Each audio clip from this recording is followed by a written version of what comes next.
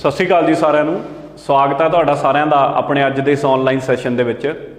ਸੋ ਆਪਣੀ ਅੱਜ ਦੀ ਜਿਹੜੀ ਡਿਸਕਸ਼ਨ ਰਹਿਣੀ ਹੈ, ਆਹ ਟੌਪਿਕ ਤੁਹਾਨੂੰ ਦਿਖ ਹੀ ਰਿਹਾ ਹੋਊਗਾ, ਸਾਇੰਸ 'ਚ ਕੀ ਡਿਸਕਸ ਕਰੂੰਗਾ ਅੱਜ ਮੈਂ।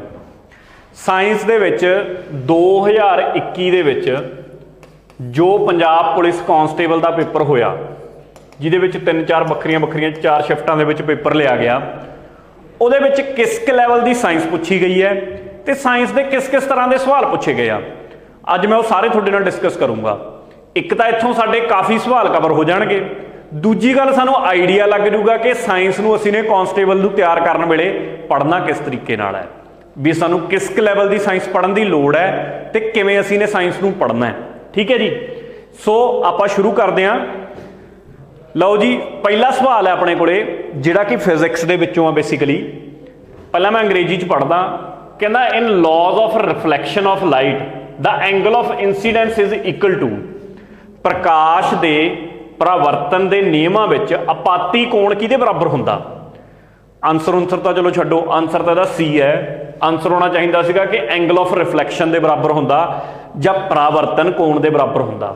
ਐਕਚੁਅਲ 'ਚ ਹੁੰਦਾ ਕੀ ਹੈ? ਬੇਸਿਕਲੀ ਫਰਜ਼ ਕਰੋ ਆਹ ਤੁਹਾਡੇ ਕੋਲੇ ਸ਼ੀਸ਼ਾ ਹੈ, ਸ਼ੀਸ਼ੇ ਦੇ ਉੱਤੇ ਤੁਸੀਂ ਇੱਕ ਰੌਸ਼ਨੀ ਮਾਰੀ, ਜਿਹੜੇ ਕੋਣ ਦੇ ਉੱਤੇ ਤੁਸੀਂ ਰੌਸ਼ਨੀ ਮਾਰੀ ਆਹ ਆਈ ਕੋਣ ਹੈ। ਜਿਵੇਂ ਆਹ ਸਮਝ ਲਿਓ, ਇੰਨੇ ਕੋਣ ਨੂੰ ਮੈਂ ਕਹਤਾ ਆਈ ਕੋਣ ਹੈ। ਆਈ ਕੋਣ ਦਾ ਮਤਲਬ ਕੀ ਹੋ ਗਿਆ? Angle of incident. Angle of incident ਸਮਝ ਦਿਓ ਆਪਾਤੀ ਕੋਣ। ਆਪਾਤੀ ਕੋਣ ਤੇ ਲਾਈਟ ਵੱਜੀ, ਜੇ ਆਪਾਂ ਬਿਲਕੁਲ ਇਹਦੇ ਇੱਕ ਜਿੱਥੇ ਲਾਈਟ ਵੱਜੀ ਆ, ਫਰਜ਼ ਕਰੋ ਆ ਪੀ ਪੁਆਇੰਟ ਹੈ ਜਿੱਥੇ ਲਾਈਟ ਵੱਜੀ ਆ ਕੇ, ਇਹਦੇ ਬਿਲਕੁਲ ਸਿੱਧਾ ਇੱਕ ਡੰਡਾ ਖੜਾ ਕਰ ਦਈਏ ਜਾਂ ਪਰਪੈਂਡੀਕੂਲਰ ਕਹਿ ਦਿੰਦੇ, ਲੰਬ ਕਹਿ ਦਿੰਦੇ ਆਪਾਂ, ਇਹਨੂੰ ਅਸੀਂ ਬੋਲਦੇ ਹਾਂ ਨਾਰਮਲ ਕਿਹਾ ਜਾਂਦਾ ਇਹਨੂੰ।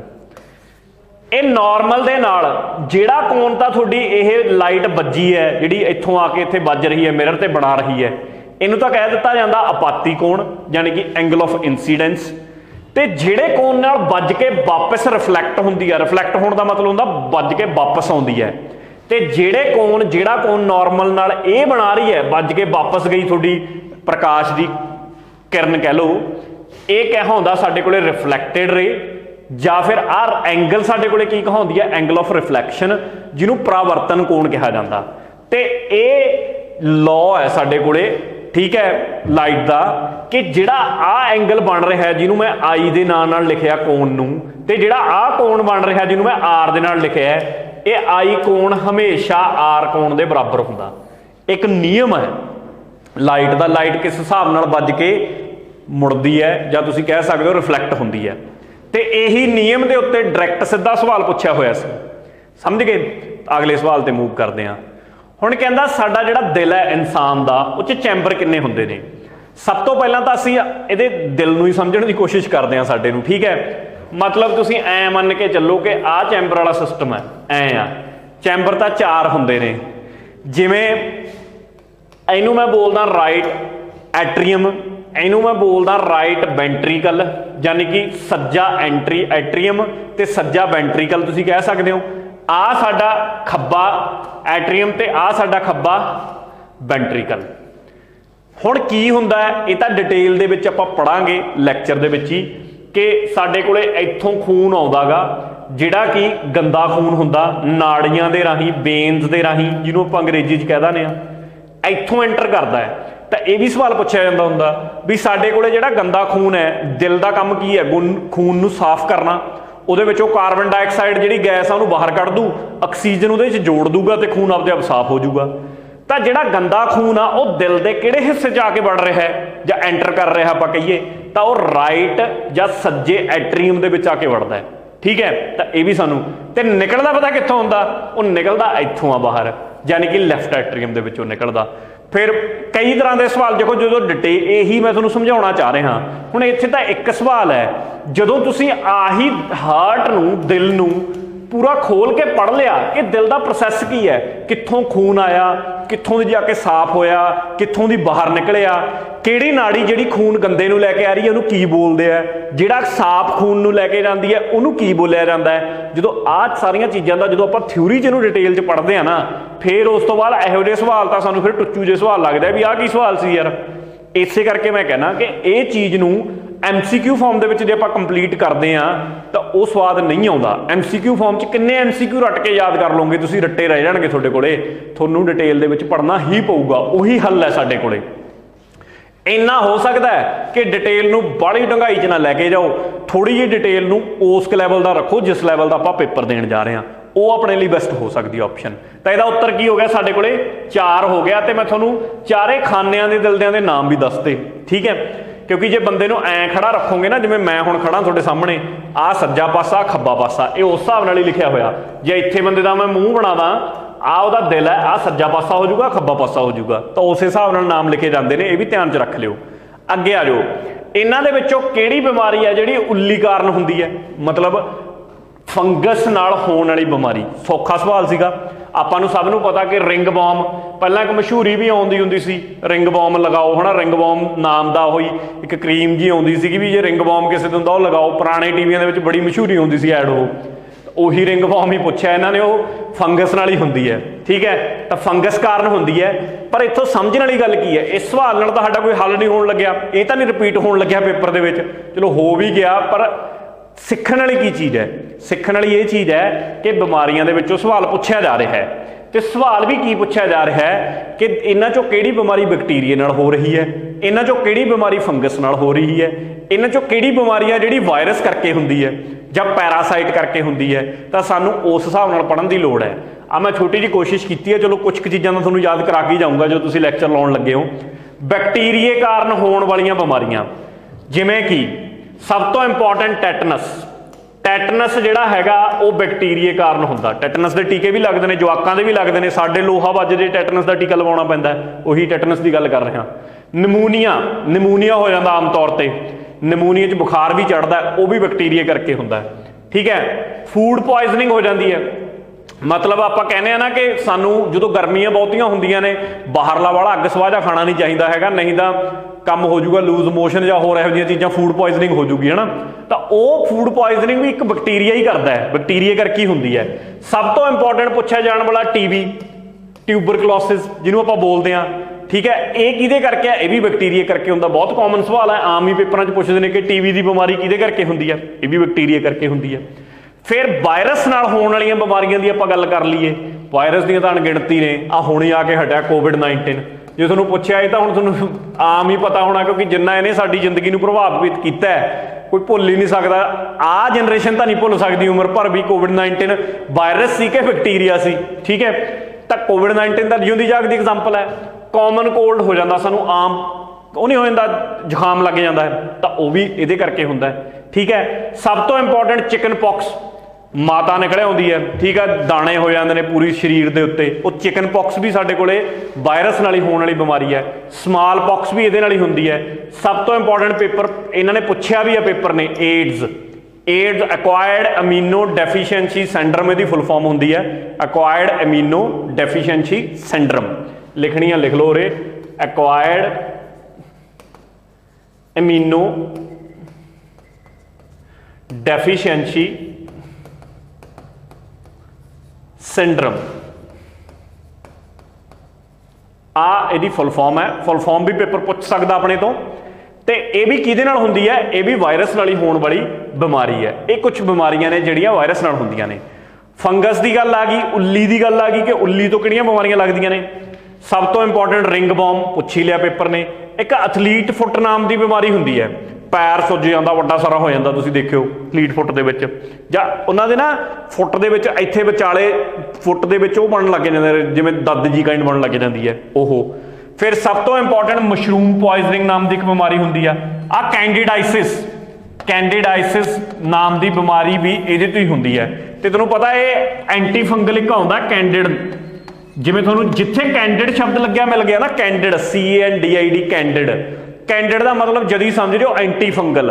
ਐਂਟੀ ਦਾ ਮਤਲਬ ਹੁੰਦਾ ਜਿਹੜਾ ਫੰਗਸ ਦੇ ਉੱਲੀ ਦੇ ਖਿਲਾਫ ਕੰਮ ਕਰੇ।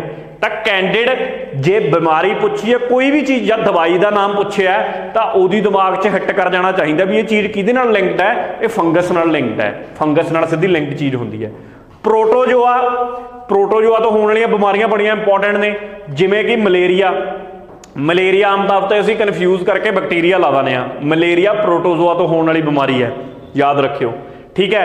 स्लीपिंग सिकनेस नाम की एक बीमारी होंगी है, डायरिया हो जाता, ट्रैवलिंग जो असीं जाने ट्रैवलिंग जो किते किते घूमण घामण गए उल्टियां लग जांदियां ने, वो भी साडे कोले प्रोटोजोआ के कारण ही हुंदा। तां कुछ क बीमारियां आ ने जिवें एवें सानूं याद करन दी लोड़ है बीमारियां नूं कि किहदे तो किहड़ी बीमारी हुंदी हैगी। ये तां पक्का ही तुहानूं रटना पऊ, क्योंकि इहदा सवाल तां एक डैम श्योर है, जिवें दा 2021 का पेपर पूछया हर सैट दे विच तुहानूं इस एंगल दे विचों बीमारी वाले चों सवाल देखण नूं मिलिया होऊगा। ठीक है, अगे आ जाओ, अगले सवाल ते चलदे हां। कहंदा कूड़ा जो कुदरती तौर ते अजिहे तरीके नाल सड़दा है जो वातावरण वास्ते नुकसानदेह ना होवे। ठीक है, हुण दो चीज़ां ने, एक तां इत्थे हैगा रीसाइकल्ड वेस्ट, एक हैगा उरे ग्रीन वेस्ट। इन्हां 'च असीं कन्फ्यूज़ होवांगे हमेशा कि हरा कूड़ा कहिए उहनूं कि रीसाइकल कीता कूड़ा कहिए। हुण देखो, जे तां कुदरती तौर पर सड़ रहा है, ठीक है, आपदे आप ही मैं कुछ भी नहीं किया, फिर तो तुसीं आंसर मार्क करो ग्रीन वेस्ट। तो थोड़े एग्जामिनर ने भी ग्रीन वेस्ट ही आंसर लाया, यानी कि हरा कूड़ा ही आंसर ला के भेजा। जे तुहाडे कोले कोई कूड़ा वो मैनुअली बंदे द्वारा भी रीसाइकल किया जा सकता है, भी रीसाइकल का मतलब होंदा कि उसे नूं ही जिवें हुण लिफाफे ने उन्होंने ਇਹੋ ਜਿਹੇ तरीके नाल खत्म किया कि दोबारा फिर कोई होर चीज़ बनाउण वास्ते वरत लिया, उन्होंने रीसाइकल कर लिया, तो उन्होंने असीं कहांगे रीसाइकल्ड वेस्ट। तो यदा आंसर मेरे को की बनता ए। अच्छा, ये एंगल तो तुहानूं डब्बे पता होने चाहिए ने। अजकल तुसीं देखदे हो रंगां दे हिसाब नाल डब्बे मैच कराए जा सकते आ। हुण जिहड़ा तां साडे कोले संतरी दा ऑरेंज कलर का डब्बा, ये किहदे लिए प्लास्टिक लई है। तुहानूं पुछ सकदे ने कि प्लास्टिक वेस्ट वास्ते सानू घरां दे विच किहड़े रंग का डब्बा रखना चाहिए, किहड़े रंग का रखना चाहिए, संतरी का। ये क्यों ने, ताकि पहचान की जा सके। तुहाडे घरां दे विचों कूड़े वाले कूड़ा चक्कण आउण, उन्हां नूं पता होवे कि संतरी डब्बा, तो उन्होंने भी आपदा खाना अड्ड बनाया हो प्लास्टिक वास्ते, तो उन्होंने आपदा किसी ई वेस्ट वास्ते, जिवें तुहाडे किन्नियां आपां इलैक्ट्रॉनिक चीज़ां सिੱਟ दाने आ खराब होईयां होईयां, उन्हां वास्ते अड्ड किते होर सिੱਟਣਾ हो, उन्होंने जगह अलग तय की होगी। वो सैग्रीगेट कहते हैं, उन्होंने वख करना, उहदे वास्ते आ सारियां चीज़ां सरकार ने उपराले कीते ने। तां याद करने वाली चीज़ की है, ऑरेंज संतरी रंग प्लास्टिक की वेस्ट वास्ते है, प्लास्टिक का फालतू चीज़ां सट्टणियां ने। जे तुसीं ने कच दीयां सट्टणियां ने, जिवें कच दीयां बोतलां भी तां हुंदियां ने, उहदे वास्ते हरा रंग है, उहदे वास्ते किहड़ा रंग है, हरा। तो जे तुसीं ने इलैक्ट्रॉनिक वेस्ट सट्टना है फालतू का, ठीक है, तुहाडे घरां दे स्पीकर हैडफोन खराब हो गए, कोई पेन ड्राइव खराब हो गई, ठीक है, कुछ भी चीज़ सट्टनी है तो लाल रंग के डब्बे च सट्टो। आ जिहड़ा ग्रे कलर का डब्बा सुरमे रंग का या ब्राउन जा कह लो तुसीं थोड़ा जा, ये डब्बा ऑर्गेनिक वेस्ट। ऑर्गेनिक वेस्ट मतलब जिहड़ा साडी घर की किचन का वेस्ट है, थोड़ी घर दे विच रसोई च कोई सब्जियां का वेस्ट है, तुसीं सब्जी बनाउण वेले छिलका छिलदे हो, उहनूं सिੱਟਦੇ हो, वो सारा तुहाडे कोले आह ब्राउन जे कलर के डब्बे दे विच पैना चाहिए। पीले रंग का जिहड़ा डब्बा ये मैटल वास्ते है, थोड़े मतलब जिवें घर का कोई भांडा खराब हो गया, ठीक है, भांडा मैटल का ही बनया होंदा या सिल्वर का, किसी न किसी मैटल का बनया होगा, धातु का बनया हो, मतलब धातु वास्ते थोड़े कोले पीला रंग है। कागज़, कागज़ नूं सट्टना है, क्योंकि कागज़ तो आराम नाल जमीन च मिक्स हो जाता, कोई रौला नहीं हैगा एडा, तो उहदे वास्ते थोड़े कोले नीला रंग होना चाहिए। तो रंग याद रखियो, ये भी पेपर च पूछे जा सकते हैं, इंपॉर्टेंट ने। अजकल वातावरण नूं लैके हर पेपर च सवाल पूछण लग गए, तो थोड़े चारे पेपरां दे विच जिहड़े होए ने 21 च एक जां कईयां च दो सवाल वातावरण चों आए हुए ने। उन्होंने चाहे तुसीं साइंस नाल जोड़ लो, चाहे तुसीं उहनूं जोग्राफी नाल जोड़ लो, दोनों एंगलों तो मन लो, चाहे जोग्राफी का सवाल कह लो, चाहे साइंस का सवाल कह लो, मतलब ये सवाल भी सानू कवर करने पैणगे। गल मुकदी इत्थे है। अगे आ जाओ, जिवें कि अपना बैच है, मैं थोड़ी जी जानकारी देना, वैसे तो तुहानूं इंटरप्ट ही कर रहा, ज़्यादा टाइम नहीं लऊँगा। अपना पंजाब पुलिस कांस्टेबल नूं लैके बैच चल रहा है, तो 999 उहदा प्राइस है। तो वैलिडिटी की गल कर लीए, जदों तक थोड़ा पेपर नहीं हुंदा, जिद्दण पेपर खत्म हो गया उदे थोड़ा बैच बंद हो जाऊगा, उन्ना चिर बैच चलू, चाहे 2 महीनों हो जाए, चाहे 6 च हो जाए, चाहे साल च हो जाए, इन्नी वैलिडिटी है। तो बस आही जानकारी सी, बहुता टाइम नहीं मैं थोड़ा खराब करता। अगे आ जाओ अगले सवाल ते, कहंदा the layer that act as a invisible shield and protects us from the harmful ultraviolet radiation from the sun. ਉਹ परत ਜਿਹੜੀ एक अदिख ढाल वजों काम करती है, तो ਜਿਹੜੀਆਂ ਸਾਨੂੰ नुकसान दे अल्ट्रावायलेट रेज ने आउंदियां ने, ਜਿਹੜੀਆਂ किरनां आउंदियां ने, उन्हां ਤੋਂ बचाउंदी है। तो सूरज ਦੀਆਂ रेडिएशनस ਤੋਂ ਉਹਨੂੰ ਕੀ ਕਿਹਾ ਜਾਂਦਾ है? बड़ा इंपॉर्टेंट सवाल है, बहुत इंपॉर्टेंट सवाल है। ਤੁਹਾਨੂੰ पता सूरज तो कई तरह ਦੀਆਂ किरनां आउंदियां ने, ਇੱਕ ਤਾਂ ਸਾਡੇ ਕੋਲੇ ਆਉਂਦੀਆਂ ਨੇ यूवी ਰੇਜ਼ ਕਹਿੰਦਾ ਨੇ ਉਹਨੂੰ ਅਸੀਂ ਅਲਟਰਾਵਾਇਲਟ, ਇੱਕ ਹੁੰਦੀਆਂ ਨੇ IR ਇਨਫਰਾਰੈਡ। ਪੰਜਾਬੀ 'ਚ ਵੀ ਐਂ ਲਿਖਿਆ ਜਾਂਦਾ ਇਨਫਰਾਰੈਡ ਤੇ ਅੰਗਰੇਜ਼ੀ 'ਚ ਵੀ ਅਲਟਰਾਵਾਇਲਟ ਹੀ ਲਿਖਿਆ ਜਾਂਦਾ, ਬਸ ਰੇਜ਼ ਦੀ ਥਾਂ ਤੇ ਕਿਰਨਾਂ ਕਹਿੰਦਾ ਨੇ ਆਪਾਂ। ਜੇ ਤੁਹਾਨੂੰ ਸਵਾਲ ਪੁੱਛਿਆ ਜਾਂਦਾ ਕਿ ਜਿਹੜੀ ਰੌਸ਼ਨੀ ਜਿਹਦੇ ਨਾਲ ਸਾਡੇ ਕੱਪੜੇ ਸੁੱਕਦੇ ਨੇ, ਜਾਂ ਫਿਰ ਤੁਸੀਂ ਕਹਿ ਲਓ ਕਿ ਜਿਹਦੇ ਨਾਲ ਤੁਹਾਡਾ ਟੀਵੀ ਦਾ ਰਿਮੋਟ ਕੰਮ ਕਰਦਾ ਹੈ, ਜਿਵੇਂ ਰਿਮੋਟ ਤੋਂ ਤੁਸੀਂ ਦਬਦੇ ਹੋ ਬਟਨ ਨਾਲ ਦੀ ਨਾਲ ਟੀਵੀ ਔਨ ਆਫ ਹੋ ਜਾਂਦਾ ਹੈ, ਉਹ ਕਿਹੜੀਆਂ ਕਿਰਨਾਂ ਤੇ ਕੰਮ ਕਰਦਾ ਹੈ? ਤਾਂ ਮੇਰਾ ਉੱਤਰ ਹੋਣਾ ਚਾਹੀਦਾ ਇਨਫਰਾਰੈਡ ਕਿਰਨਾਂ। ਕਿਹੜੀਆਂ ਜੀ?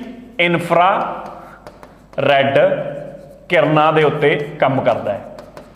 ਜਿਹੜੀਆਂ ਸਾਡੇ ਵਾਸਤੇ ਹਾਨੀਕਾਰਕ ਨੇ, ਜੇ ਧਰਤੀ ਦੇ ਉੱਤੇ ਪਹੁੰਚ ਜਾਣ ਤਾਂ ਸਾਨੂੰ ਸਕਿਨ ਕੈਂਸਰ, ਯਾਨੀ ਕਿ ਸਾਡੇ ਤੁਸੀਂ ਕਹਿ ਲਓ ਕਿ ਸਕਿਨ ਕੈਂਸਰ ਵਰਗੀਆਂ ਬਿਮਾਰੀਆਂ ਨੂੰ ਜਨਮ ਦੇ ਸਕਦੀਆਂ ਨੇ। ਉਹ ਚਮੜੀ ਦਾ ਕੈਂਸਰ ਹੁੰਦਾ ਜਿਹੜਾ, ਉਹ ਹੁੰਦੀਆਂ ਨੇ ਅਲਟਰਾਵਾਇਲਟ ਰੇਜ਼। ਅਲਟਰਾਵਾਇਲਟ ਰੇਜ਼ ਸਾਡੇ ਤੱਕ ਪਹੁੰਚਦੀਆਂ ਕਿਉਂ ਨਹੀਂ ਹੈਗੀਆਂ? ਉਹ ਤਾਂ ਨਹੀਂ ਪਹੁੰਚਦੀਆਂ, ਸਾਡੇ ਉੱਤੇ ਨਾ ਇੱਕ ਪਰਤ ਬਣੀ ਹੋਈ ਹੈ ਜਿਹਨੂੰ ਅਸੀਂ ਓਜ਼ੋਨ ਦੀ ਪਰਤ ਕਹਿ ਦਿੰਦੇ ਹਾਂ। ਕੀ ਬੋਲਦੇ ਆ? ਓਜ਼ੋਨ ਦੀ ਪਰਤ। ਉਹ ਓਜ਼ੋਨ ਦੀ ਪਰਤ ਕੀ ਕਰਦੀ ਹੈਗੀ? ਇਹਨਾਂ ਕਿਰਨਾਂ ਨੂੰ ਸੋਖ ਲੈਂਦੀ ਹੈ। ਇਹਨਾਂ ਕਿਰਨਾਂ ਨੂੰ ਸੋਖ ਕੇ ਸਾਡੇ ਲਈ ਫਿਰ ਕੀ ਫਾਇਦਾ ਕਰਦੀ ਹੈ? ਜੇ ਕਿਰਨਾਂ ਨੂੰ ਸੋਖ ਰਹੀ ਹੈ, ਉਹ ਸਾਡੇ ਲਈ ਇਹ ਫਾਇਦਾ ਕਰਦੀ ਹੈ ਕਿ ਇਹਨਾਂ ਨੂੰ ਧਰਤੀ ਤੇ ਨਹੀਂ ਪਹੁੰਚਣ ਦਿੰਦੀ ਹੈਗੀ, ਜਿਹਦੇ ਕਰਕੇ ਸਾਡੇ ਅਸੀਂ ਹੱਸਦੇ ਵਸਦੇ ਉਰੇ ਫਿਰਦੇ ਹਾਂ, ਕੋਈ ਚੱਕਰ ਨਹੀਂ ਸਾਨੂੰ। ਜੇ ਪਹੁੰਚ ਜਾਣ ਫਿਰ ਤਾਂ ਅਸੀਂ ਸੂਰਜ ਸਾਡੇ ਲਈ ਕਿੰਨਾ ਖਤਰਨਾਕ ਹੋ ਜੇ, ਜਿਹੜਾ ਹੁਣ ਫਾਇਦੇਮੰਦ ਹੈ। ਹੁਣ ਸਵਾਲ ਇਹੀ ਪੁੱਛਿਆ ਕਿ ਸਾਡੇ ਕੋਲੇ ਜਿਹੜੀ ਉਹ ਸ਼ੀਲਡ ਇਨਵਿਜ਼ੀਬਲ ਆ, ਜਿਹੜੀ ਸਾਨੂੰ ਨਹੀਂ ਦਿਖਦੀ, ਉਹ ਢਾਲ ਜਿਹੜੀ ਸਾਨੂੰ ਅਲਟਰਾਵਾਇਲਟ ਰੇਜ਼ ਤੋਂ ਬਚਾਉਂਦੀ ਹੈ, ਕਿਰਨਾਂ ਤੋਂ ਬਚਾਉਂਦੀ ਹੈ, ਉਹਨੂੰ ਕੀ ਕਿਹਾ ਜਾਂਦਾ ਹੈ? ਤਾਂ ਉਹਨੂੰ ਓਜ਼ੋਨ ਕਿਹਾ ਜਾਂਦਾ ਹੈ। ਕੀ ਬੋਲਿਆ ਜਾਂਦਾ ਜੀ? ਓਜ਼ੋਨ। ਤੇ ਓਜ਼ੋਨ ਜਿਹੜੀ ਹੈਗੀ ਹੈ, ਓਜ਼ੋਨ ਕਿੱਥੇ ਪਾਈ ਜਾਂਦੀ ਹੈ? ਜੇ ਨਾ ਸਾਡੀਆਂ ਆਪਾਂ ਪਰਤਾਂ ਦੀ ਗੱਲ ਕਰੀਏ ਕਿ ਸਾਡੇ ਕੋਲੇ ਪਰਤਾਂ ਕਿਵੇਂ ਕਿਵੇਂ ਨੇ ਸਾਡੇ ਵਾਤਾਵਰਨ ਦੇ ਵਿੱਚ। ਵਾਤਾਵਰਨ ਦੇ ਵਿੱਚ ਪਰਤਾਂ ਨਾ ਸਾਡੇ ਕੋਲੇ ਐਵੇਂ ਨੇ, MST। ਤੁਸੀਂ ਕਹੋਗੇ ਆ ਕੀ ਲਿਖਤਾ? ਵੈਸੇ ਤਾਂ ਜਦੋਂ ਤੁਹਾਡੇ ਜੋ ਕੋਈ BTech ਵਾਲਾ ਹੋਇਆ ਉਹ ਪੇਪਰ ਦਿੰਦੇ ਹੁੰਦੇ ਸੀ ਮਿਡ ਸਮੈਸਟਰ ਟੈਸਟ, ਉਹੀ ਹੈ, ਯਾਦ ਕਰਨ ਦਾ ਤਰੀਕਾ ਹੈ। T ਦਾ ਮਤਲਬ ਹੁੰਦਾ ਟ੍ਰੋਪੋਸਫੇਅਰ। ਟ੍ਰੋਪੋਸਫੀਅਰ, ਇਹ ਪੰਜਾਬੀ 'ਚ ਵੀ ਇਹਨੂੰ ਟ੍ਰੋਪੋਸਫੇਅਰ ਪਰਤ ਕਹਿੰਦੇ ਆ, ਅੰਗਰੇਜ਼ੀ 'ਚ ਵੀ ਟ੍ਰੋਪੋਸਫੇਅਰ ਦੀ ਪਰਤ ਕਿਹਾ ਜਾਂਦਾ। S ਦਾ ਮਤਲਬ ਹੁੰਦਾ ਸਟ੍ਰੈਟੋਸਫੀਅਰ, ਚਾਹੇ ਪੰਜਾਬੀ 'ਚ ਲਿਖ ਲਓ ਚਾਹੇ ਲਿਖ ਲਓ ਭਾਈ ਅੰਗਰੇਜ਼ੀ 'ਚ, ਇੱਕੋ ਹੀ ਗੱਲ ਹੈ। M ਦਾ ਮਤਲਬ ਹੁੰਦਾ ਸਾਡੇ ਕੋਲੇ ਮੀਜ਼ੋਸਫੀਅਰ ਪਰਤ। ਉਦੋਂ ਉੱਤੇ ਹੁੰਦੀ ਹੈ ਇੱਕ ਐਗਜ਼ੋਸਫੀਅਰ, ਉਹ ਬਾਹਰਲੀ ਹੁੰਦੀ ਹੈ ਐਗਜ਼ੋਸਫੀਅਰ ਪਰਤ। ਹੁਣ ਜੇ ਤੁਹਾਨੂੰ ਇੱਕ ਅਗਲਾ ਸਵਾਲ ਅਗਲੇ ਪੇਪਰਾਂ 'ਚ ਸ਼ਾਇਦ ਸਾਨੂੰ ਦੇਖਣ ਨੂੰ ਹੀ ਮਿਲ ਜੇ, ਉਹ ਕੀ ਪੁੱਛਣਗੇ ਕਿ ਜਿਹੜੀ ਆ ਤੁਹਾਡੀ ਓਜ਼ੋਨ ਦੀ ਪਰਤ ਹੈ, ਇਹ ਕਿਹੜੀ ਲੇਅਰ ਤੇ ਜਾਂ ਪਰਤ ਤੇ ਦੇਖਣ ਨੂੰ ਮਿਲਦੀ ਹੈ ਵਾਤਾਵਰਨ ਦੇ? ਤਾਂ ਤੁਹਾਨੂੰ ਪਤਾ ਕਿੱਥੇ ਮਿਲਦੀ ਹੈਗੀ? ਇਹ ਤੁਹਾਨੂੰ ਅੱਜ ਕਿੱਥੇ ਬਣਾਈ ਵੀ ਹੋਈ ਹੈ। ਇਹ ਸਾਨੂੰ ਟ੍ਰੋਪੋਸਫੀਅਰ ਤੇ ਸਟ੍ਰੈਟੋਸਫੀਅਰ ਦੇ ਵਿਚਾਲੇ ਮਿਲਦੀ ਹੈ। ਇਹਦਾ ਜ਼ਿਆਦਾਤਰ ਹਿੱਸਾ ਸਟ੍ਰੈਟੋਸਫੀਅਰ 'ਚ ਹੈ, ਇਸੇ ਕਰਕੇ ਅਸੀਂ ਇਹੀ ਬੋਲਦੇ ਹਾਂ ਵੀ ਜਿਹੜੀ UV ਦੀ ਪਰਤ ਹੈ ਉਹ ਸਾਨੂੰ ਸਟ੍ਰੈਟੋਸਫੀਅਰ 'ਚ ਦੇਖਣ ਨੂੰ ਮਿਲਦੀ ਹੈ। ਕਿੱਥੇ ਮਿਲਦੀ ਹੈ ਜੀ? ਸਟ੍ਰੈਟੋਸਫੀਅਰ। ਹੈ ਇਹਦਾ ਥੋੜਾ ਜਿਹਾ ਹਿੱਸਾ ਟ੍ਰੋਪੋਸਫੀਅਰ 'ਚ ਵੀ ਹੈ, ਪਰ ਜਿਵੇਂ ਆ ਜਿਹਨੂੰ ਮੈਂ ਡਾਰਕ ਕਰ ਰਿਹਾ, ਇਹ ਪਰਤ ਆ ਉਹ ਬੇਸਿਕਲੀ, ਤਾਂ ਇਹ ਪਰਤ ਹੈ ਸਟ੍ਰੈਟੋ ਤੇ ਟ੍ਰੋਪੋ ਦੇ ਵਿਚਾਲੇ ਹੈ, ਪਰ ਜ਼ਿਆਦਾਤਰ ਹਿੱਸਾ ਸਟ੍ਰੈਟੋਸਫੀਅਰ 'ਚ ਹੋਣ ਕਰਕੇ ਅਸੀਂ ਇਹੀ ਕਹਿੰਦੇ ਹਾਂ ਕਿ ਸਟ੍ਰੈਟੋਸਫੀਅਰ ਦੇ ਵਿੱਚ ਇਹ ਪਰਤ ਸਾਨੂੰ ਦੇਖਣ ਨੂੰ ਮਿਲਦੀ ਹੈ। ਸਮਝ ਗਏ? ਤਾਂ ਇਹ ਕੁਐਸਚਨ ਵੀ ਬਣ ਜਾਂਦਾ ਹੈ।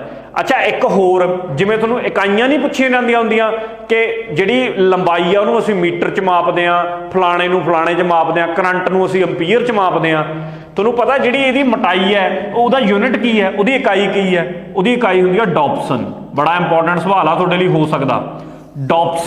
ਡਾਪਸਨ ਇਕਾਈ ਹੈ ਜਿਹਦੇ ਵਿੱਚ ਓਜ਼ੋਨ ਪਰਤ ਦੀ ਮੋਟਾਈ ਨੂੰ ਅਸੀਂ ਮਾਪਦੇ ਹਾਂ। ਕਿੰਨੇ ਸਵਾਲ ਤੁਹਾਡੇ ਕੋਲ ਇਕੱਠੇ ਹੋ ਗਏ ਇਕੱਲੀ ਓਜ਼ੋਨ ਨੂੰ ਲੈ ਕੇ? ਅੱਗੇ ਆ ਜਾਓ, ਅਗਲਾ ਸਵਾਲ ਜੋ ਪੇਪਰ ਨੇ ਪੁੱਛਿਆ ਸਾਡੇ ਤੋਂ, ਕਹਿੰਦਾ ਜਿਹੜਾ ਸੋਡਾ ਪਾਣੀ ਹੈ, ਸੋਡਾ ਵਾਟਰ ਆਮ ਤੌਰ ਤੇ ਪੀਂਦੇ ਆ ਨਾ, ਬਹੁਤ ਬੰਦੇ ਯੂਜ਼ ਕਰਦੇ ਆ ਸੋਡਾ ਵਾਟਰ, ਨਿੰਬੂ 'ਚ ਪਾ ਕੇ ਪੀ ਲੈਂਦੇ ਆ, ਕਈ ਹੋਰ ਤਰੀਕੇ ਨਾਲ ਵੀ ਪੀ ਲੈਂਦੇ ਆ। ਤਾਂ soda water contains which of the following gases. Soda ਪਾਣੀ ਦੇ ਵਿੱਚ ਇਹਨਾਂ 'ਚੋਂ ਕਿਹੜੀ ਗੈਸ ਦੇਖਣ ਨੂੰ ਮਿਲਦੀ ਹੈ? ਜਦੋਂ ਆਪਾਂ ਸੋਡੇ ਨੂੰ ਖੋਲਦੇ ਹਾਂ ਕਈ ਵਾਰ ਤਾਂ ਕੀ ਹੁੰਦਾ ਕਿ ਉਹ ਸਾਰੇ ਦਾ ਸਾਰਾ ਉਬਾਲ ਮਾਰ ਕੇ ਬਾਹਰ ਹੀ ਨਿਕਲਿਆ ਆਉਂਦਾ, ਠੀਕ ਹੈ, ਜਾਂ ਉਹਨੂੰ ਖੋਲਦੇ ਹੋਏ ਗੈਸ ਜ਼ਰੂਰ ਨਿਕਲਦੀ ਹੈ। ਜਿਵੇਂ ਤੁਸੀਂ ਇੱਥੇ ਦੇਖੋਗੇ ਢੱਕਣ ਖੋਲਿਆ ਤਾਂ ਗੈਸ ਦੇ ਗੁਬਾਰੇ ਜੇ ਉੱਡ ਰਹੇ ਨੇ ਤੇ ਗੈਸ ਐਂ ਨਿਕਲਦੀ ਹੈ, ਰਿਲੀਜ਼ ਹੁੰਦੀ ਹੈ, ਤੇ ਉਹ ਗੈਸ ਹੁੰਦੀ ਹੈ ਕਾਰਬਨ ਡਾਈਆਕਸਾਈਡ। ਕਾਰਬਨ ਡਾਈਆਕਸਾਈਡ ਉਹਦੇ ਵਿੱਚੋਂ ਬਾਹਰ ਹਵਾ ਦੇ ਵਿੱਚ ਵਾਤਾਵਰਨ 'ਚ ਉੱਡ ਜਾਂਦੀ ਹੈ। ਇਹ ਕੁਐਸਚਨ ਵੀ ਡਾਇਰੈਕਟ ਸਵਾਲ ਹੈ, ਡੇਲੀ ਸਾਇੰਸ ਦੇ ਵਿੱਚੋਂ ਪੁੱਛਿਆ ਹੋਇਆ ਸਵਾਲ ਹੈ, ਪਰ ਹੈ ਰਸਾਇਣਿਕ ਵਿਗਿਆਨ ਯਾਨੀ ਕਿ ਕੈਮਿਸਟਰੀ ਦਾ ਸਵਾਲ ਹੈ ਬੇਸਿਕਲੀ ਇਹ ਸਾਡੇ ਕੋਲੇ ਦੇਖਣ ਨੂੰ। ਤਾਂ ਆਨਸਰ ਕੀ ਹੋ ਗਿਆ? Carbon dioxide. ਅੱਗੇ ਚੱਲੀਏ, ਲਓ ਜੀ, ਡਿਜ਼ੀਜ਼ ਦੀ ਗੱਲ ਕੀਤੀ ਸੀ, ਬਿਮਾਰੀਆਂ ਦਾ ਇੱਕ ਸਵਾਲ ਮੈਂ ਤੁਹਾਨੂੰ ਦੱਸਿਆ, ਬਿਮਾਰੀਆਂ ਦਾ ਸਵਾਲ ਬਹੁਤ ਪੁੱਛਿਆ ਜਾ ਰਿਹਾ, ਤਾਂ ਇਹਨੂੰ ਤਾਂ ਇਗਨੋਰ ਹੀ ਨਹੀਂ ਕਰਿਆ ਜਾ ਸਕਦਾ। ਕਿਹੜੀ ਬਿਮਾਰੀ ਹੈ ਜਿਹੜੀ ਦਾ ਹਾਲੇ तक वैक्सीन है नहीं, मतलब उस बीमारी की हाले तक कोई टीका नहीं आया। चिकन पॉक्स, हैपाटाइटिस ए, हैपाटाइटिस बी कि HIV का मतलब हो गया एड्स, ये एड्स का ही है।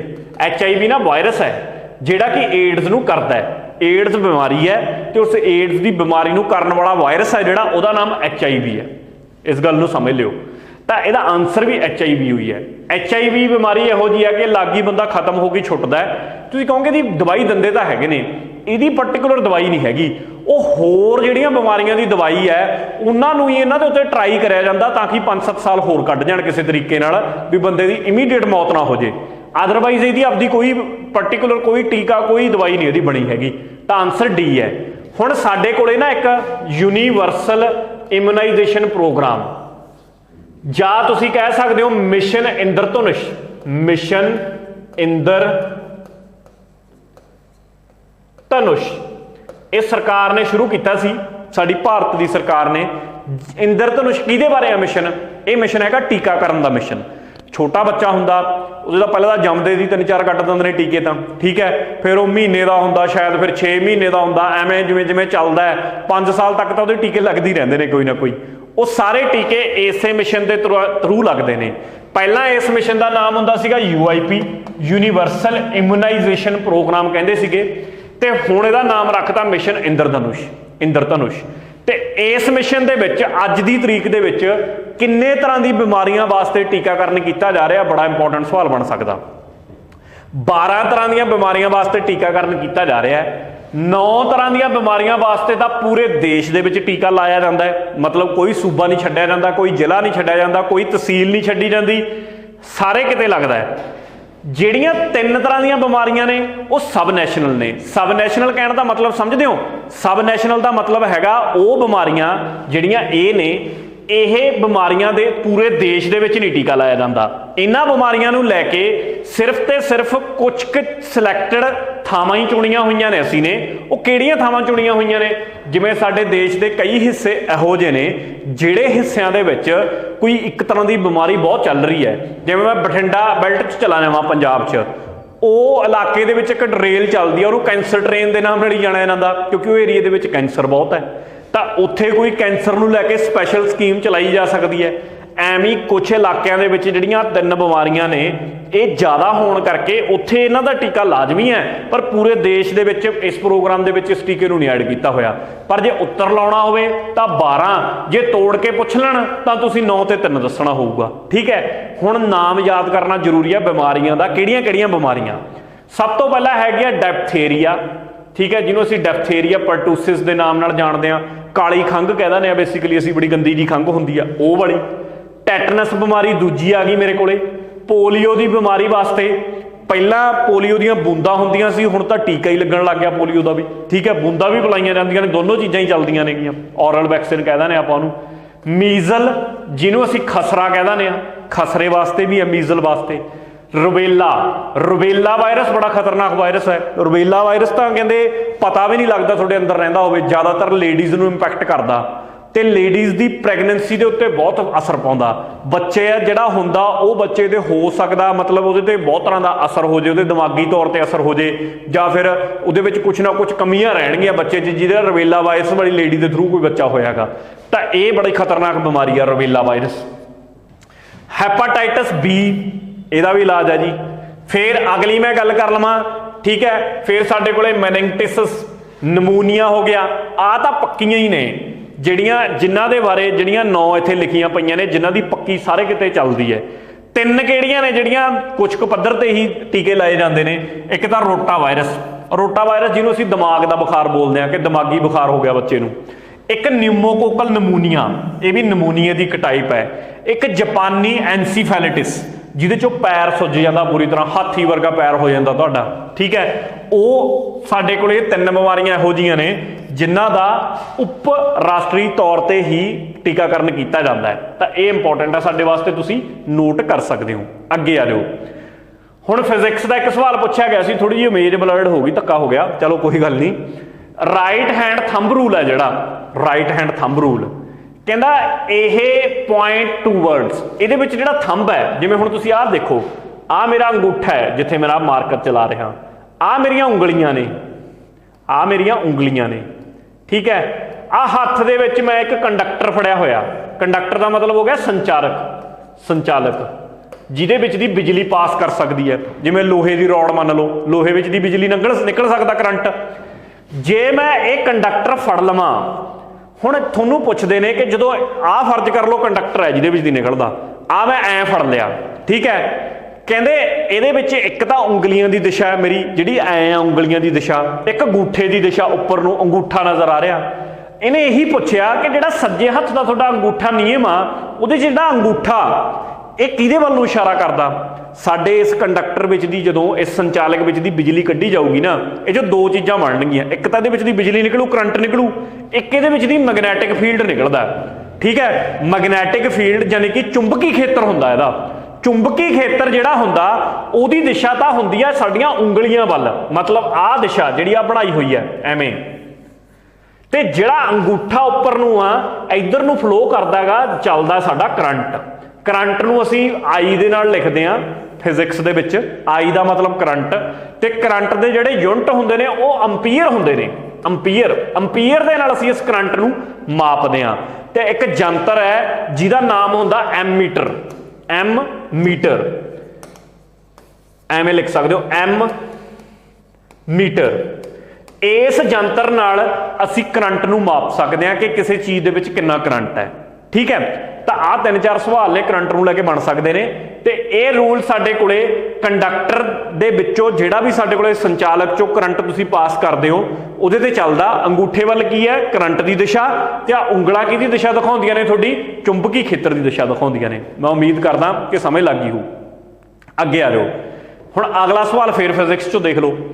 जे तुसीं स्टोर करना चाहुंदे हो चार्ज, थोड़ा चार्ज है, चार्ज नूं स्टोर करना चाहुंदे हो तां तुसीं किहड़े यंत्र का इस्तेमाल करोगे? एमीटर का। एमीटर तो मैं हुणी दस्सिया तुहानूं किस काम लई वरतिया जांदा, ये तां करंट नूं मापण लई वरतदे आ, इहनूं तां वरत ही नहीं सकदे। फिर एक हुंदी आ साडे कोले रोधक जां रजिस्टेंस कहदे ने इहनूं, पर रजिस्टर बोल दिंदे आ। रजिस्टर का इस्तेमाल भी इस परपज़ लई नहीं हुंदा, मैं सारे दसूंगा। तीसरा आ गया साडे कोले कैपेसिटर। कैपेसिटर एवें बनदा, कैपेसिटर आ कैपेसिटर का सिंबल है, दो पैरल लाइनां बना दीए जे आपां। कैपेसिटर इहदा राइट आंसर है मेरे कोले। ट्रांजिस्टर भी इहदा आंसर नहीं हो सकता। क्यों नहीं हो सकता मैं समझाउणा। देखो एमामीटर किस काम आउंदा तुसीं ने समझ लिया। रजिस्टेंस हुंदी है, रजिस्टेंस का सिंबल एवें बनदा रजिस्टर। तुहाडे कोले सिंबल बना के भी पुछ सकदे ने कि किहदा सिंबल है ये चिन्ह किस चीज़ का है। आ चिन्ह हैगा कैपेसिटर का, आ चिन्ह मेरे कोले रजिस्टर का। एक हुंदा साडे कोले इंडक्टर, इंडक्टर का चिन्ह एवें हुंदा है, आ कोयल जी बना दो, इनू असीं इंडक्टर कह दिंदे आ। की बोल दिंदे आ जी? इंडक्टर। कैपेसिटर नूं लिखदे आ सी दे नाल, रजिस्टर नूं लिखदे आ आर दे नाल, ते इंडक्टर नूं लिखदे आ एल दे नाल। आ भी पता होण, ये भी पूछे जा सकदे आ। कैपेसिटर नूं मैजर करदे आ असीं कूलम दे विच, कूलम, कूलम्स किन्ने कूलम है। रजिस्टेंस नूं असीं मैजर करदे आ ओम दे विच, ओम यानी कि OHM। आ इहदा सिंबल हुंदा ओम दा, एवें एवें पाया हुंदा। आ मैं उरे दिखा देना, उरे गाजा पै गया, ओम। इंडक्टर नूं इहनूं किहदे च मैजर करदे आ? इहनूं मैजर कीता जांदा हैनरी च, हैनरी ऐ लिख दो, हैनरी साहब, हैनरी। सारे यूनिट इकाइयां पता होण, पेपर यही तो पुछदा है। थोड़े डीप थोड़ी ना जाना एडे छोटे पेपर च, उन्होंने उत्तों आही सवाल पुछने आ सारे। असल दे विच कैपेसिटर दिखण नूं इहो जिहा हुंदा है, दूर ना जाओ। पखे दे विच नहीं कैपेसिटर लाउंदे, जदों पखे की स्पीड घट जाती है, मतलब बहुत स्लो हो गया पखा, हौली चलण लग गया, वो नाल दी नाल दुकान वो कहण दा भाई इहदा कैपेसिटर बदल लो। एडा सारा सिलेंडर जिहा हुंदा छोटा जिहा, लिआउने हो तुसीं तारां जोड़ दिंदे हो, पखा फिर छाला मारन लग जांदा। वो की हुंदा जदों तुसीं करंट दिंदे हो ना पखे नूं, तां जिहड़ा तुहाडे कोल कैपेसिटर है पहलां इहदा फुल चार्ज हो जाता है। कैपेसिटर ये आपदे अंदर चार्ज नूं स्टोर करके रख लैंदा है, तो यह पखे की स्पीड नूं घटनी नहीं दिंदा। यही चार्ज दे विचों जदों स्पीड जे घटदी भी हुंदी है, मतलब उहनूं चार्ज नूं करंट नूं दिंदा रहिंदा पखे नूं वाधू, ते पखा दौड़दा रहिंदा हवा दे विच। बड़ी डिटेल च नहीं मैं जांदा क्योंकि मूँह का कंसैप्ट बहुत डूंगा, तो वो समझाउणा भी औखा हो जाना, तुहानूं समझना भी समझ भी नहीं आउणी। मुक्कदी गल यह है कि कैपेसिटर की हुंदा समझ लग गई आपां नूं गल। ऐ कैपेसिटर का सिंबल हुंदा। आ देखण नूं एम मीटर इहो जिहा हुंदा। एक सवाल पूछा जाता हुंदा जिहड़ा एम मीटर है, जे तुसीं ने तो करंट मापना है ਤਾਂ ਆ ਇੱਕ ਸਰਕਟ ਬਣਿਆ ਹੋਇਆ, ਸਰਕਟ ਦੇ ਵਿੱਚ ਆ ਜਿਹੜਾ ਚਿੰਨ੍ਹ ਹੈ ਐਵੇਂ ਐਵੇਂ ਇੱਕ ਵੱਡੀ ਇੱਕ ਛੋਟੀ ਫੇਰ ਵੱਡੀ ਇੱਕ ਛੋਟੀ, ਇਹ बैटरी ਦਾ ਚਿੰਨ੍ਹ ਹੁੰਦਾ। ਕਿਹਦਾ ਚਿੰਨ੍ਹ ਹੁੰਦਾ? बैटरी। बैटरी 'ਚ AC करंट ਹੁੰਦਾ कि DC करंट ਹੁੰਦਾ। याद रखियो बैटरी 'ਚ DC, ਜਿਹੜਾ ਸਾਡੇ ਘਰਾਂ 'ਚ करंट ਆਉਂਦਾ ਹੈ ਉਹਨੂੰ ਅਸੀਂ AC करंट ਕਹਿੰਦੇ ਆ। ਤਾਂ ਜਿਹੜਾ DC करंट ਹੈ, ਹੁਣ ਜੇ ਇਸ ਸਰਕਟ ਦੇ ਵਿੱਚ ਤੁਸੀਂ ਨੇ ਇੱਕ ਬਲਬ ਜੋੜਤਾ, बल्ब जोड़ के तुसीं एममीटर तो चैक करना चाहुंदे हो भी कितना करंट आ रहा है इस सर्किट दे विच, तां ये एममीटर हमेशा लड़ी च लगूगा, सीरीज़ च लगूगा। इस सवाल डायरैक्ट पूछा जाऊगा कि जिहड़ा एममीटर जे तुसीं सर्किट च लाउणा होवे तो करंट तुसीं ने मापना होवे, इहनूं तुसीं लड़ी च लाओगे कि पैरेलल लाओगे? मतलब इहनूं ऐं ही आ तां देखो सीधा लड़ी च हो गया, पैरेलल किवें लगना सी इहने? पैरेलल इहने एवें लगना सी, जे ऐं लाउंदे ते इधर ला दिंदे तुसीं इत्थे ऐं, फिर यह आ बैटरी दे बिल्कुल पैरेलल लग जाता, इस बैटरी दे तो पैरेलल नहीं लगता। पैरेलल की लगता है? पैरेलल लगता वोल्ट मीटर। ये भी तुहानूं दसदा ना हुण मैं, एक वोल्ट मीटर नाम का यंत्र हुंदा वोल्ट मीटर। वोल्ट मीटर काहदे लई वरतिया जांदा? वोल्ट मीटर वोल्टेज नूं मापण वास्ते वरतिया जांदा। ते जे इहनूं सर्किट चलाउणा होवे ये एवें लगू जिवें इत्थे वोल्ट मीटर, ये सही रहूगा। इहनूं जे तुसीं इत्थे वोल्ट मीटर ला दोगे वो गलत हो जाऊगा। तो वोल्ट मीटर पैरेलल च लगता सर्किट दे, ते लड़ी च किहड़ा लगता? सीरीज़ च एमीटर लगता है। ट्रांजिस्टर की गल कर लीए, ट्रांजिस्टर पता किहो जिहा हुंदा देखण नूं? ट्रांजिस्टर इहो जिहा हुंदा देखण नूं, देखो आ ट्रांजिस्टर है, एवें दिखदा है। ट्रांजिस्टर दीयां तीन लत्तां हुंदियां ने, एक आ लत्त है, एक आ है, एक आ लत्त आ रही है। इहनूं कह दित्ता जांदा बेस, पंजाबी च भी इहनूं बेस ही बोलदे आ।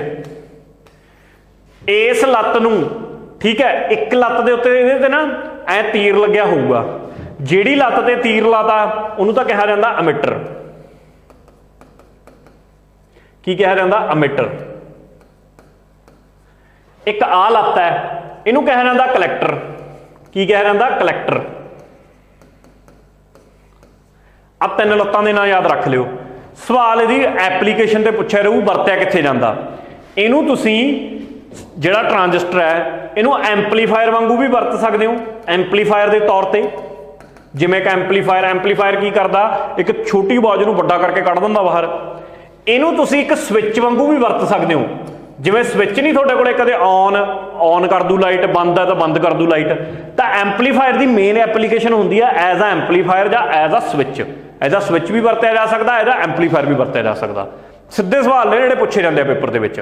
ते जे तिन्नां दे विचों पुछ लैणगे वड्डा किहड़ा सब तो साइज़ च वड्डा हुंदा कलैक्टर, सब तो छोटा हुंदा बेस, विच विचाले हुंदा अमीटर। आ तीन लत्तां याद रखियो। आ इहदा चिन्ह है किहदा? ट्रांजिस्टर दा। ट्रांजिस्टर की गल कर रहा सी इत्थे मैं, ठीक है। सारिਆਂ ਦੇ चिन्ह सब कुछ दसता। चलो फिर अगे चलीए। अगे आ गया हुण साडे कोले ਉਹ हिस्सा अख का जिथे जाके थोड़ा चित्र बनता, इमेज बनती है अख की। मैं देख रहा मेरे अख च चित्र कित्थे जाके बनूगी, इमेज कित्थे जाके बनूगी। पहला अख के हिस्सों को समझते हैं। आ अख का डायग्राम है, देखो अख दे विच विचाले जावां मैं, एक तो बड़ा सारा ऐं काला जिहा हिस्सा, एक उहदे विच एक छोटा जिहा ऐं लग्या होया हिस्सा। जिहड़ा तां छोटा जिहा हिस्सा इहनूं तां कहा जांदा प्यूपिल। प्यूपिल इनू लैके सवाल बहुत पूछे जाते हैं। एक सवाल पूछा जाता होंदा भी जिहड़े उल्लू ने, उल्लू रात नूं क्यों देख पाउंदे ने, असीं क्यों नहीं देख पाउंदे? कहंदे जिहड़े उल्लू हुंदे ने ना, रात नूं उन्हां दा जिहड़ा प्यूपल हुंदा आह विचाले अख वाला, ये फैल जाता है, एक्सपैंड कर जाता है। फैलण करके वड्डा हो गया तो उन्होंने दिखना शुरू हो जाता है। ये कारण है। एक तो ये सवाल बहुत पूछा जाता है। दूसरा जिहड़ा मेरे कोले आ हिस्सा, आह जिहड़ा आह ग्रेड आ वाला हिस्सा, इनू कहा जाता आयरिस। की कहा जाता? आयरिस। नाम भी याद रख लियो। फिर अगे चलते हैं। उस तो बाद साडे कोले जिहड़ा आ हिस्सा आउंदा जिहदे विच फ्लूइड चिट्टा जिहा तैरदा रहिंदा है, इनू स्क्लेरा कह दिंदे ने, स्क्लेरा। इस तो बाद विचाले इत्थे एक लेंस हुंदा है, ऐ आ लेंस जिहड़ा कि साडी अख दे उत्ते फोकस बनाउंदा है। उस फोकस नाल ही तां असीं अख दी सही जांच पाउने, चित्र बना पाउने, अख दी एक फोटो बना पाउने जो सामने असीं देखदे हां, ठीक है। ते इस तो इलावा जिहड़ा सब तो इंपॉर्टेंट आ हिस्सा जिहड़ा तुहानूं आ दिख रहा जिथे मैं हरी लाइन मार रहा, इनू कहा जाता रेटिना। ये बिल्कुल अख दे पिछे हुंदा रेटिना। ये रेटिना ही वो थां है जिथे जाके की बनता है, अख ते चित्र बनती है, फोटो बनती है। तो तो इस क्वेश्चन का आंसर भी मेरे को रेटिना ही है, रेटिना। ठीक है, पिछे आ जड़ियां ऑप्टिक नर्व, नर्व का मतलब नाड़ियां जिहदे थ्रू वो अगे जुड़िया होया, खून भी इत्थों ही अख लै रही है तो इत्थों ही खून के थ्रू अख आपदा काम कर पा रही है नाड़ियां के थ्रू। तो आ पूरा सिस्टम है अख का। होर डिटेल दे विच तां लैक्चर 'च ही मैं पढ़ा सकदा कल्ली कल्ली चीज़ नूं कि इहनूं शटर 'च आपां देख सकते हैं, क्योंकि ऐ तां फिर कल्ला अख दे उत्ते ही मैनूं लगदा 20-25 मिनट का लैक्चर बन जूगा अपना जे बनाउणा होवे। मोटियां मोटियां चीज़ां तुहानूं मैं क्लीयर करतियां तां उम्मीद है कि क्लीयर हो गया होऊगा। अगे आ जाओ, बड़ा इंपॉर्टेंट सवाल है कि एक फाइबर ऑप्टिक केबल जिहड़ा सिग्नल चलदा है वो किहड़े रूप च चलदा है। फाइबर ऑप्टिक केबल जिवें कि हुणे ही तुहानूं पता होना चाहिए, कपानी साहब पूरे हो गए जिन्होंने पितामा मन्निया जाता सीगा ऑप्टिकल फाइबर का, नरेंद्र कपानी, पूरा नाम भी लिख देना मैं, नरेंद्र कपानी जी। इन्हों ने ऑप्टिकल फाइबर बनाई सी, बड़ा लुकिया जा नाम सीगा क्योंकि बहुते हाईलाइट नहीं हो पाए, पर जिन्नी क्रांति ऑप्टिकल फाइबर ने संचार की कम्यूनीकेशन की दुनिया च लियांदी है उस हिसाब नाल इस बंदे का नाम बहुत उच्चा होना चाहिए सी, क्योंकि ऑप्टिकल फाइबर अज की डेट के विच हर चीज़ का हल है। ऑप्टिकल फाइबर के फायदे इन्ने ने, स्पीड बहुत ज़्यादा है, जिहड़ी इंटरफेरेंस जिहड़ी दूजे पासों आके कोई चीज़ विच टकरावे, जिवें हवा चों किसी सिग्नल नूं भेजिया तो हवा दे विच तां 3600 तरह के सिग्नल फिरदे ने, वो कोई नुकसान नहीं हैगा भी साडा मौसम खराब हो गया उसका कोई फर्क नहीं पैंदा, क्योंकि ऑप्टिकल फाइबर किवें पाउने आ असीं तार, वो तो टोआ पटदे आ 6-7 फुट थल्ले, थल्लों दी तार पा दिंदे आ। ठीक है, उत्ते की असर पैना, बस असर उदों पैंदा जो तार वड्डी जाती है। तार वड्डण तो बाद जो तार नूं जोड़दे ने उहनूं पता की बोलदे आ, स्पलाइसिंग। स्पलाइसिंग की बोलिया जाता, स्पलाइसिंग। स्पलाइसिंग का मतलब हुंदा जदों ऑप्टिकल फाइबर कट्टी गई उन्होंने जोड़ना होवे, ऐ जोड़िया जाता किहड़े प्रोसैस किहड़ी प्रक्रिया के थ्रू, स्पलाइसिंग क्रिया के थ्रू। ये गल याद रखियो। 3 हिस्से होंदे ने ऑप्टिकल फाइबर दे, तुसीं देख सकते हो, एक नूं असीं क्लैडिंग कहने आ, एक नूं कोर ते बाहरली प्लास्टिक कोटिंग। एवें मन सकते हो जिवें आ मन लो आ है, एक तो आ अंदरला एक आ बाहरला। जिहड़ा बाहरली है इत्थे आ चीज़ इनू तो कहा जाता क्लैडिंग, पंजाबी च भी क्लैडिंग ही कहते हैं। आ जिहड़ा अंदरला हिस्सा छोटा इनू कहा जाता कोर, जिहड़ा थोड़ा सिग्नल है ना कोर च चलता है। तो सिग्नल एक कोर पता किहदी बनी हुंदी है, कच की बनी हुंदी है, गिलास की बनी हुंदी है। आ इत्थे देखो आ नहीं आ रही, देखो आ विचाले आ कोर है, आ कोर दे विच आ बाहर तक क्लैडिंग है, इहदे विच जिहड़ी आ चीज़ जा रही है, आ डक्के जे नज़र आ रहे हैं तुहानूं, ये कच दे बने हुए ने। कच इन्ना पतला हुंदा, इहदे विच दी ही तुहाडा जिहड़ा सिग्नल है वो मूव करदा चलदा है। तो पता किहड़ी फॉर्म च जांदा है, लाइट प्रकाश की फॉर्म च जांदा है, प्रकाश की फॉर्म च एवें मूव करदा है। तो एक सवाल होर बनूगा इहदे ते कि ये जिहड़े प्रकाश की फॉर्म च मूव करदा है ये किहड़ी प्रक्रिया नाल मूव करदा है, रिफ्लैक्शन नाल करदा है, रिफ्रैक्शन नाल करदा है, डाइफ्रैक्शन नाल करदा है। तो उहदा आंसर हैगा TIR। तुसीं कहोगे TIR की हो गया, टोटल इंटरनल रिफ्लैक्शन। एक प्रक्रिया हुंदी है, इस प्रक्रिया की मदद के नाल ही जिहड़ा optical fibre they which light है वो गहां मूव करती है, चलती हैगी। ऑप्टिकल फाइबर के फायदे ही फायदे ने। ठीक है, तो इस क्वेश्चन नूं याद रख लिओ। अच्छा, एक होर यंत्र हुंदा, उहदा नाम हैगा, मैं दसदा OTDR। OTDR optical time domain reflectometer. Optical time domain reflectometer की काम हुंदा इहदा। हुण फाइबर है, फाइबर तो थल्लों दी पई हुई है जमीन दे, जे किसी ने फर्ज करो किसी की पाइप पूइप टुट गई, पानी लीक हो गया, उन्हें किहड़ा देखना, जदी टोआ पट दिंदे ने मिंटां च अपने पंजाब च जां इंडिया च, वो नाल ही उन्होंने फाइबर वड़ती। हुण फाइबर तो किते ही पै रही है, फाइबर वड्डी कित्थों गई है, किवें पता लगू तो जमीन के थल्ले है। फाइबर जे इदां भी कट जे किसी होर XYZ कारण करके कट जे, सानू जमीन दे विच किवें पता लगू भी फाइबर कटी है, उहदे वास्ते आ यंत्र वरतिया जांदा OTDR। OTDR आई तुसीं जमीन ते तोरी जाओ, जिथे फाइबर के उत्तों दी नेड़े नेड़े ले जाई जाओ। फाइबर तो पता ही होंदा ना कि कित्थों दी पाई हुई है, उत्थे उन्होंने चिन्ह लाए होंदे ने, अपने निशान लाए होंदे ने, एवें बोर्ड लाए होणगे छोटे छोटे सड़कों के कंढे देखियो, कोई रिलायंस का है, कोई किसी का बोर्ड है, उत्थों लाल लाल रंग के ज़्यादा एवें होंदे, पता लग जाता। उहदे उत्तों दी तुसीं इस मशीन जी नूं तोरोगे ਇਹ ਮਸ਼ੀਨ ਸਿਗਨਲ ਦੇ ਦੂਗੀ ਜਿੱਥੋਂ ਕੱਟੀ ਹੋਊਗੀ ਤਾਰ, ਤੇ ਤੁਹਾਨੂੰ ਪਤਾ ਲੱਗ ਜੂ ਨਾਲ ਦੀ ਨਾਲ ਵੀ ਇੱਥੋਂ ਤਾਰ ਕੱਟੀ ਹੋਈ ਹੈ, ਪੱਟੋ ਟੋਆ ਜੋੜੋ, ਤੇ ਜੋੜਨ ਨੂੰ ਕੀ ਕਹਾਂਗੇ? ਸਪਲਾਈਸਿੰਗ। ਇੰਪੋਰਟੈਂਟ ਹੈ ਟੌਪਿਕ, ਇਹ 'ਚੋਂ ਜ਼ਰੂਰ ਸਵਾਲ ਧਿਆਨ ਨਾਲ ਦੇਖਿਓ।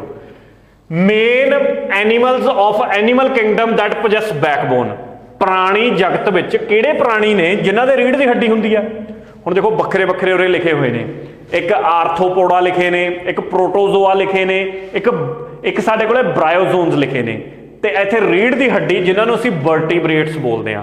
ਰੀੜ੍ਹ ਦੀ ਹੱਡੀ ਤੋਂ ਤਾਂ ਪੰਜਾਬੀ 'ਚ ਤਾਂ ਪਹਿਚਾਣ ਆ ਗਈ ਕਿ ਰੀੜ੍ਹ ਦੀ ਹੱਡੀ ਵਾਲਿਆਂ ਨੂੰ ਅਸੀਂ ਰੀੜ੍ਹ ਦੀ ਹੱਡੀ ਉਹ ਬੋਲਾਂਗੇ, ਪਰ ਜਦੋਂ ਅੰਗਰੇਜ਼ੀ ਵਾਲੇ ਫਸ ਸਕਦੇ ਨੇ ਉਹਨਾਂ ਨੂੰ ਵਰਟੀਬ੍ਰੇਟਸ ਬੋਲਦੇ ਆ। ਵਰਟੀਬ੍ਰੇਟਸ ਦਾ ਮਤਲਬ ਹੁੰਦਾ ਜਿਨ੍ਹਾਂ ਦੇ ਪ੍ਰਾਣੀਆਂ ਦੇ ਰੀੜ੍ਹ ਦੀ ਹੱਡੀ ਹੋਵੇ। ਫਿਰ ਤੁਸੀਂ ਪੁੱਛੋਗੇ ਅਸੀਂ ਵਰਟੀਬ੍ਰੇਟਸ ਹਾਂ? ਬਿਲਕੁਲ ਹਾਂ, ਸਾਡੇ ਰੀੜ੍ਹ ਦੀ ਹੱਡੀ ਹੈ ਨਹੀਂ ਪਿੱਛੇ ਜਿਹਦੇ ਅਸੀਂ ਤੁਰੇ ਫਿਰਦੇ ਹਾਂ, ਸਿੱਧੇ ਖੜੇ ਹਾਂ। ਆਹ ਸਾਰੇ ਜੀਵ ਨੇ, 5 ਕੈਟਾਗਰੀਆਂ, 5 ਗਰੁੱਪ ਮਿਲਦੇ ਨੇ ਦੇਖਣ ਨੂੰ, ਮੱਛੀਆਂ, ਐਂਫੀਬੀਅਨਸ ਤੇ ਰੈਪਟਾਈਲਸ। ਦੋਨੇ ਰੇਂਗਣ ਵਾਲੇ ਨੇ। ਫਰਕ ਕੀ ਹੈ? ਤੁਸੀਂ ਕਹੋਗੇ ਜੀ ਐਂਫੀਬੀਅਨ ਜਿਹਨੂੰ ਅਸੀਂ ਬੋਲਦੇ ਹਾਂ ਤੇ ਰੈਪਟਾਈਲ ਜਿਹਨਾਂ ਨੂੰ ਅਸੀਂ ਬੋਲਦੇ ਹਾਂ, ਇਹਨਾਂ 'ਚ ਫਰਕ ਕੀ ਹੈ ਦੋਨਾਂ 'ਚ? ਥੱਲੇ ਕਲੀਅਰ ਕੀਤਾ ਹੋਇਆ। ਜਿਹੜੇ ਤਾਂ ਆਹ ਹੁੰਦੇ ਨੇ ਐਂਫੀਬੀਅਨ, ਜਿਵੇਂ ਡੱਡੂ, ਕਿਰਲੀ, ਇਹਨਾਂ ਦੇ ਵਿੱਚ ਗਿਲਸ ਵੀ ਦੇਖਣ ਨੂੰ ਮਿਲਦੇ ਨੇ ਤੇ ਲੰਗਸ ਵੀ, ਫੇਫੜੇ ਵੀ ਹੁੰਦੇ ਨੇ। ਤੇ ਜਿਵੇਂ ਮੱਛੀ ਪਤਾ ਸਾਹ ਕਿਵੇਂ ਲੈਂਦੀ ਆ? ਮੱਛੀ ਅਸੀਂ ਸਾਹ ਫੇਫੜਿਆਂ ਰਾਹੀਂ ਲੈਂਦੇ ਆ, ਮੱਛੀ ਥੋੜੋ ਫੇਫੜਿਆਂ ਰਾਹੀਂ ਸਾਹ ਲੈਂਦੀ ਹੈ, ਮੱਛੀ ਗਿਲਸ ਰਾਹੀਂ ਸਾਹ ਲੈਂਦੀ ਹੈ। ਜਿਹੜੇ ਗਿਲਸ ਹੁੰਦੇ ਨੇ ਇਹਨਾਂ ਦੇ ਆਹ ਜਿਵੇਂ ਬਣੇ ਹੋਏ ਨੇ ਨਾ, ਆਹ ਚੀਜ਼ਾਂ, ਆਹ ਜਿਹੜੇ ਸਾਈਡਾਂ ਤੇ ਲੱਗੇ ਹੋਏ ਨੇ, ਇਹ ਗਿਲਸ ਨੇ, ਇਹਦੇ ਰਾਹੀਂ ਸਾਹ ਲੈਂਦੀ ਹੈ। ਤੇ ਆ ਵੀ ਜਿਹੜੇ ਐਂਫੀਬੀਅਨ ਹੁੰਦੇ ਨੇ, ਜਿਵੇਂ ਡੱਡੂ, ਜਿਵੇਂ ਸਾਡੇ ਕੋਲੇ ਕਿਰਲੀ ਉਦਾਹਰਨ ਦੇ ਤੌਰ ਤੇ, ਇਹਨਾਂ ਦੇ ਦੋਨੋਂ ਚੀਜ਼ਾਂ ਦੇਖਣ ਨੂੰ ਮਿਲਦੀਆਂ ਨੇ, ਗਿਲ ਵੀ ਤੇ ਸਾਡੇ ਕੋਲੇ ਲੰਗਸ ਵੀ। ਤੇ ਦੂਜਾ ਹੈ ਕੋਲਡ ਬਲੱਡਡ ਹੁੰਦੇ ਨੇ, ਠੰਡੇ ਖੂਨ ਵਾਲੇ ਹੁੰਦੇ ਨੇ, ਦੇਖਣ ਨੂੰ ਮਿਲਦੇ ਨੇ। ਰੈਪਟਾਈਲਸ ਦੇ ਵਿੱਚ, ਜਿਹਦੇ ਵਿੱਚ ਤੁਸੀਂ ਉਦਾਹਰਨ ਦੇ ਤੌਰ ਤੇ ਮਗਰਮੱਛ, ਕੱਛੂ, ਇਹ ਸਾਰੇ ਰੈਪਟਾਈਲਸ 'ਚ ਆਉਂਦੇ ਨੇ। ਇਹਨਾਂ ਦੇ ਇਕੱਲੇ ਲੰਗਸ ਹੁੰਦੇ ਨੇ, ਇਹ ਖਾਸ ਗੱਲ ਹੈ। ਲੰਗਸ ਦੇਖਣ ਨੂੰ ਮਿਲਣਗੇ।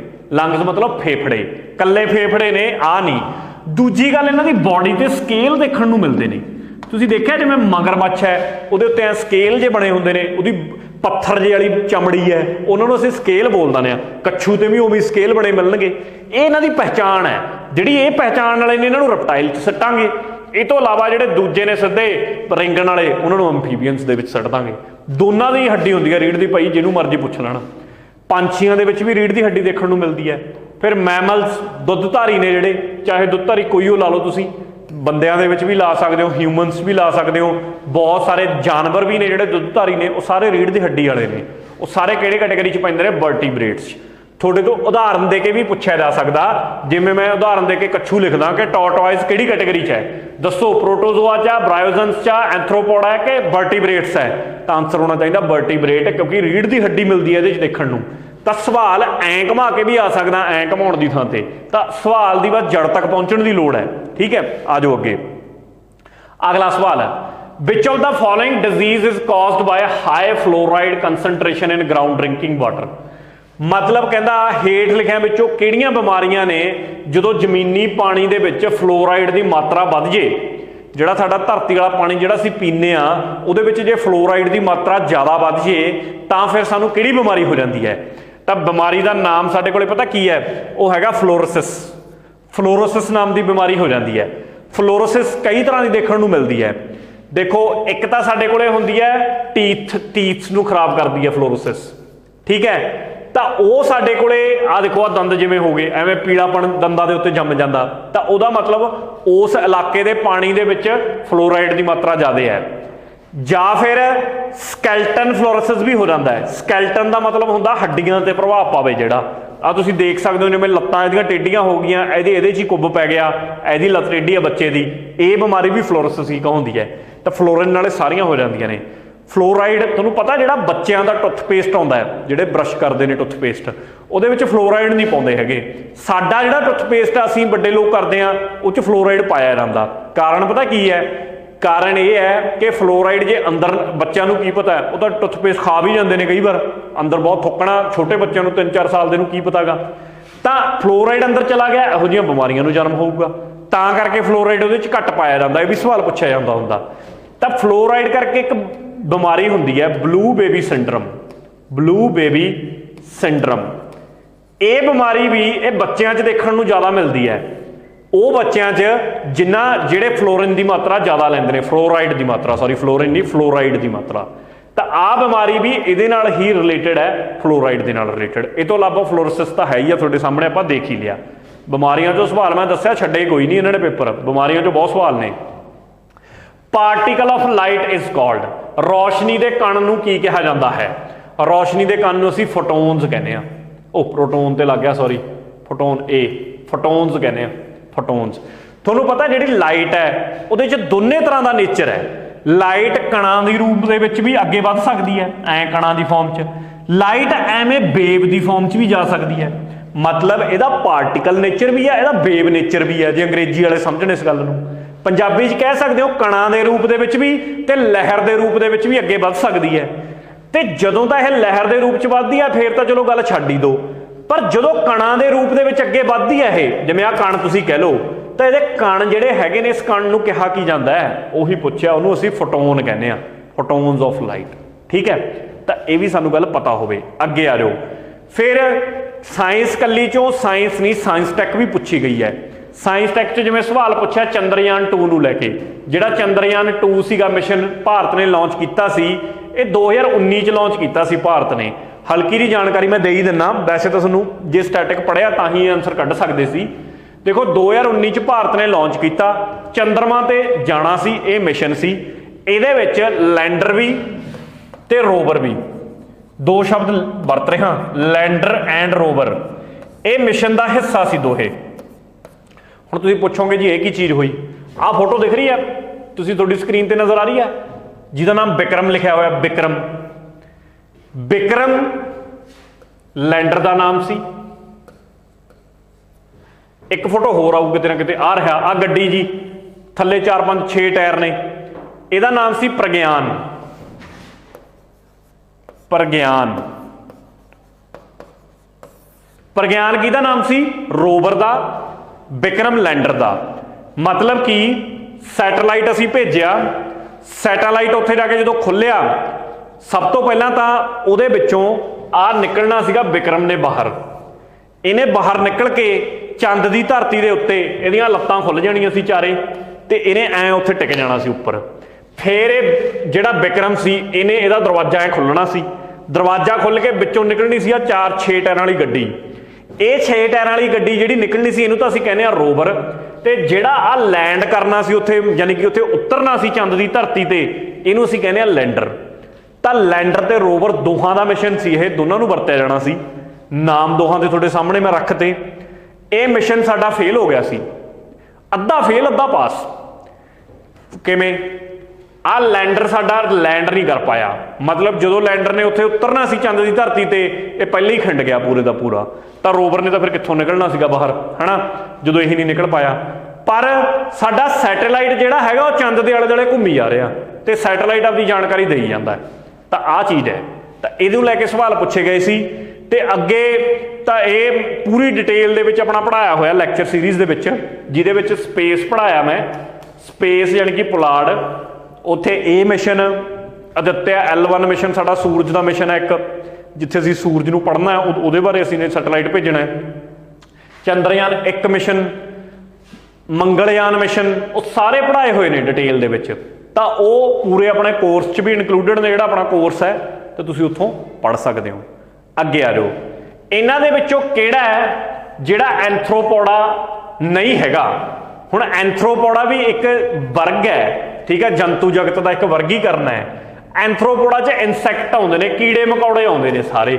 ਆ ਤੁਸੀਂ ਦੇਖ ਸਕਦੇ ਹੋ ਜਿੰਨੇ ਨੇ ਕੀੜੇ ਮਕੌੜੇ ਹੀ ਨੇ ਸਾਰੇ, ਠੀਕ ਹੈ। ਬਿੱਛੂ ਤੋਂ ਲਾ ਮੱਖੀ, ਆ ਟਿੱਡਾ ਹੋ ਗਿਆ ਤੁਹਾਡਾ, ਠੀਕ ਹੈ, ਆ ਬੀਟਲ ਕਹਿ ਦਿੰਦੇ ਜਿਹਨੂੰ ਆਪਾਂ ਭੂੰਡ ਜਾ, ਰਾਈਟ, ਤਿਤਲੀ ਹੋ ਗਈ। ਇਹ ਸਾਰੇ ਕਿਹੜੀ ਕੈਟੇਗਰੀ ਦੇ ਵਿੱਚ ਆਉਂਦੇ ਨੇ? ਇਹ ਸਾਰੇ ਐਂਥਰੋਪੋਡਾ ਦੀ ਕੈਟੇਗਰੀ ਦੇ ਵਿੱਚ ਆਉਂਦੇ ਨੇ। ਤੇ ਇੱਥੇ ਫਿਰ ਪੁੱਛਿਆ ਹੀ ਹੈ ਵੀ ਇਹਨਾਂ 'ਚੋਂ ਕਿਹੜਾ ਹੈ ਜਿਹੜਾ ਐਂਥਰੋਪੋਡਾ ਦੀ ਕੈਟੇਗਰੀ ਦੇ ਵਿੱਚ ਨਹੀਂ ਹੈਗਾ। ਫਿਰ ਗੰਡੋਆ ਤਾਂ ਕਿਸੇ ਤਰ੍ਹਾਂ ਬਣਦਾ ਨਹੀਂ, ਗੰਡੋਆ ਇਨਸੈਕਟ 'ਚ ਤਾਂ ਨਹੀਂ ਆਇਆ। ਆ ਸਿਲਕ ਵਰਮ ਹੈ, ਯਾਨੀ ਕਿ ਰੇਸ਼ਮ ਦਾ ਕੀੜਾ, ਕੀੜਾ ਤਾਂ ਇਨਸੈਕਟ ਹੀ ਹੈ, ਕੀੜਾ ਮਕੌੜਾ ਹੀ ਹੈ। ਮੱਖੀ ਵੀ ਕੀੜੇ ਮਕੌੜਿਆਂ 'ਚ ਹੀ ਆਉਂਦੀ ਹੈ। ਕਰੈਬ, ਕੇਕੜਾ, ਠੀਕ ਹੈ, ਤਾਂ ਉਹ ਵੀ ਕੀੜੇ ਮਕੌੜਿਆਂ 'ਚ ਹੀ ਆਉਂਦਾ। ਇੱਥੇ ਕਿਤੇ ਬਣੀ ਹੋਊਗੀ ਕਰੈਬ ਦੀ ਵੀ ਫੋਟੋ, ਕਿਤੇ ਨਾ ਕਿਤੇ ਤਾਂ ਹੋਊਗਾ ਹੀ ਉਹ, ਠੀਕ ਹੈ। ਆਹ ਫਿਰਦਾ ਕੇਕੜਾ, ਕਰੈਬ, ਇਹ ਸਾਰੇ ਮਤਲਬ ਕਿਹੜੀ ਕੈਟੇਗਰੀ 'ਚ ਆਉਂਦੇ ਨੇ? ਇਹਨੂੰ ਐਂਥਰੋਪੋਡਾ ਬੋਲਦੇ ਹਾਂ ਆਪਾਂ, ਐਂਥਰੋਪੋਡਾ। ਇਹਦੇ ਲਈ ਸਾਨੂੰ ਨਾ ਸੈੱਲ ਚੈਪਟਰ ਹੈ ਜਿਹੜਾ, ਤੇ ਟਿਸ਼ੂ ਵਾਲੇ 2 ਚੈਪਟਰ ਨੇ ਬੜੇ ਇੰਪੋਰਟੈਂਟ, 9ਵੀਂ 10ਵੀਂ ਦੀ ਕਿਤਾਬ 'ਚ ਮਿਲਦੇ ਨੇ ਸਾਨੂੰ ਦੇਖਣ ਨੂੰ। ਉਹ ਚੈਪਟਰਾਂ ਨੂੰ ਚੰਗੀ ਤਰ੍ਹਾਂ ਨਾਲ ਪੜ੍ਹੋ। जे ਜਾਂ ਫਿਰ ਕਿਸੇ ਟੀਚਰ ਤੋਂ ਪੜ੍ਹ ਲਓ, ਠੀਕ ਹੈ। ਆਪਣੇ ਕੋਰਸ 'ਚ ਬਕਾਇਦਾ ਇਨਕਲੂਡ ਕੀਤੇ ਹੋਏ ਨੇ, ਜਿਹੜਾ ਕਾਂਸਟੇਬਲ ਦਾ 999 ਵਾਲਾ ਬੈਚ ਆ, ਉਹਦੇ ਵਿੱਚ ਹਰ ਚੀਜ਼ ਡਿਟੇਲ 'ਚ ਪੜ੍ਹਾਈ ਹੋਈ ਹੈ। ਕੋਸ਼ਿਕਾ ਸੈੱਲ ਨੂੰ ਵੀ ਪੜ੍ਹਾਇਆ, ਕਿੰਨੇ ਸੈੱਲ ਦੇ ਵਿੱਚ ਹਿੱਸੇ ਹੁੰਦੇ ਨੇ, ਸਭ ਕੁਛ। ਟਿਸ਼ੂ ਚੈਪਟਰ ਵੀ ਡਿਟੇਲ ਦੇ ਵਿੱਚ ਪੜ੍ਹਾਇਆ ਹੋਇਆ ਪੂਰਾ, ਉੱਥੋਂ ਹੀ ਸਵਾਲ ਪੈ ਰਹੇ ਨੇ। ਤਾਂ ਇਹੀ ਚੀਜ਼ ਹੈ, ਇਹੀ ਚੀਜ਼ ਸਾਨੂੰ ਕਰਨ ਦੀ ਲੋੜ ਹੈ। ਕਹਿੰਦਾ ਦੁਨੀਆ ਵਿੱਚ ਵਾਤਾਵਰਨ ਦਿਵਸ ਕਦੋਂ ਮਨਾਇਆ ਜਾਂਦਾ? 5 ਜੂਨ ਨੂੰ ਵਾਤਾਵਰਨ ਦਿਵਸ ਮਨਾਇਆ ਜਾਂਦਾ। ਸਿੱਧਾ ਸਵਾਲ ਸੀਗਾ।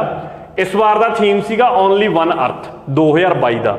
ਦੇਖੋ 1972 ਦੇ ਵਿੱਚ ਨਾ 5 ਜੂਨ ਨੂੰ ਸਟਾਕਹੋਮ ਨਾਮ ਦਾ ਇੱਕ ਸ਼ਹਿਰ ਆ, ਸਟਾਕਹੋਮ ਕਿਹਦਾ ਸ਼ਹਿਰ ਆ? ਸਵੀਡਨ ਦਾ। ਸਵੀਡਨ ਦੇਸ਼ ਦੇ ਵਿੱਚ ਸਟਾਕਹੋਮ ਨਾਮ ਦਾ ਸ਼ਹਿਰ ਆ।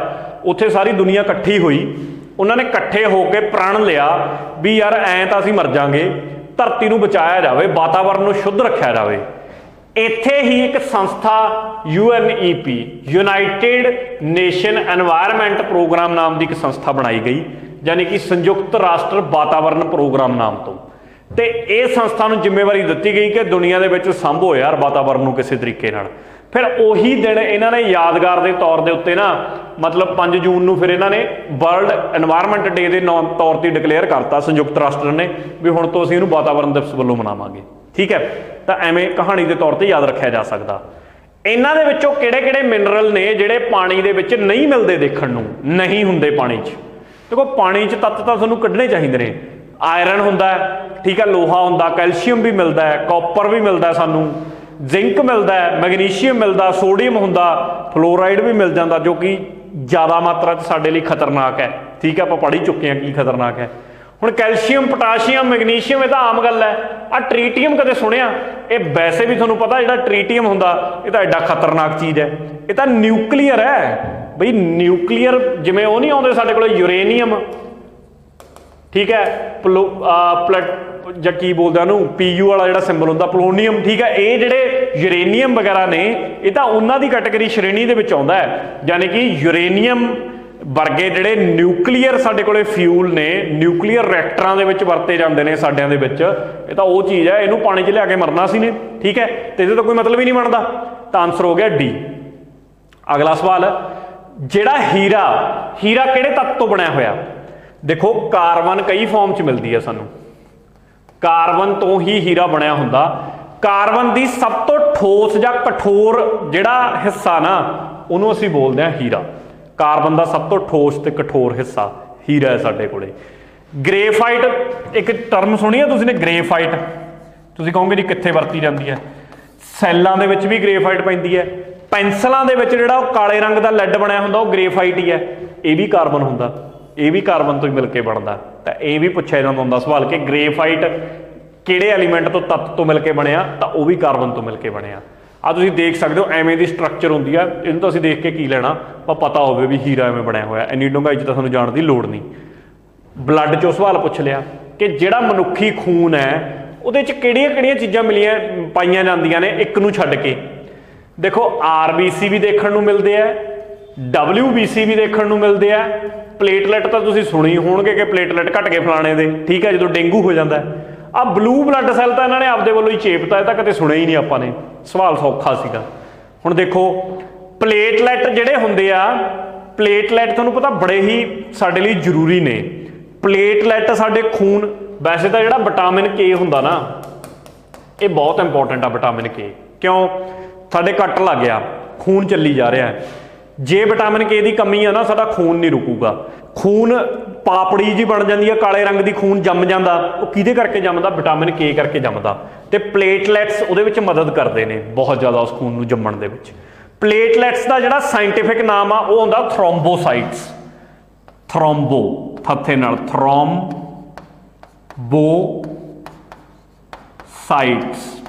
ਅੰਗਰੇਜ਼ੀ ਪੰਜਾਬੀ 'ਚ ਇੱਕੋ ਹੀ ਸ਼ਬਦ ਹੈ ਥ੍ਰੋਮਬੋਸਾਈਟ। ਤੁਹਾਨੂੰ ਪੁੱਛ ਸਕਦੇ ਨੇ ਥ੍ਰੋਮਬੋਸਾਈਟ ਕਿਹਦਾ ਨਾਮ ਹੈ? ਕਿਹਦਾ ਨਾਮ ਹੈ? ਪਲੇਟਲੈਟਸ ਦਾ। RBC ਜਿਹਨੂੰ ਅਸੀਂ ਰੈੱਡ ਬਲੱਡ ਸੈਲਸ ਜਾਂ ਤੁਸੀਂ ਕਹਿ ਸਕਦੇ ਹੋ ਲਾਲ ਰਕਤਾਣੂ, ਜਿਹੜੇ ਲਾਲ ਰਕਤਾਣੂ ਨੇ ਇਹਨਾਂ ਨੂੰ ਕਿਹਾ ਜਾਂਦਾ ਐਰੀਥਰੋਸਾਈਟਸ। ਐਰੀਥਰੋਸਾਈਟਸ। ਇਹ ਨਾਮ ਯਾਦ ਕਰਨੇ ਪੈਣਗੇ, ਇਹ ਨਾਮ ਸਿੱਧੇ ਪੇਪਰ 'ਚ ਪੁੱਛੇ ਜਾਣੇ ਆ ਕਿ ਐਰੀਥਰੋਸਾਈਟਸ ਪਲੇਟਲੈਟਸ ਨੂੰ ਕਹਿੰਦੇ ਆ, WBC ਨੂੰ ਕਹਿੰਦੇ ਆ ਕਿ RBC ਨੂੰ ਕਹਿੰਦੇ ਆ, ਕਿਹਨੂੰ ਕਹਿੰਦੇ ਆ, ਐਂ ਪੁੱਛਣਗੇ। WBC कई चीज़ों तो मिलकर बनया हुंदा। ਇਹਦੇ ਵਿੱਚ ਬੈਸੋਫਿਲ भी देखने ਨੂੰ मिलती है, न्यूट्रोफिल भी मिलता है, ਈਸੀਨੋਫਿਲ भी मिलता है, मोनोसाइट भी मिलती है, तो लिम्फोसाइट सब तो इंपॉर्टेंट लिम्फोसाइट्स।